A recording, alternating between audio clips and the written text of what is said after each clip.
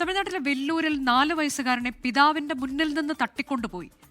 ഗുഡിയാത്തം കാമാച്ചിയമ്മൻപെട്ട് സ്വദേശി യോഗേഷിനെയാണ് തട്ടിക്കൊണ്ടുപോയത്. കാറിലെത്തിയ സംഘം 30 കിലോമീറ്റർ അകലെ കുട്ടിയെ ഉപേക്ഷിച്ച് കടന്നുകളഞ്ഞു.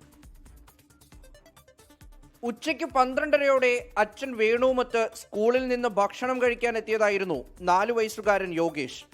ഇവർ വരുമ്പോൾ തന്നെ വീടിനോട് ചേർന്ന് കർണാടക രജിസ്ട്രേഷനിലുള്ള കാർ നിർത്തിയിട്ടിരിക്കുന്നതായി CCTV ദൃശ്യങ്ങളിൽ കാണാം. അച്ഛൻ സ്കൂട്ടർ പാർക്ക് ചെയ്യാൻ പോയ തക്കത്തിന് ഹെൽമറ്റ് വെച്ച ഒരാൾ കുട്ടിയെ കാറിലേക്ക് വലിച്ചു കയറ്റി. തടയാനെത്തിയ വേണുവിന്റെ മുഖത്ത് മുളകുപൊടി എറിഞ്ഞു.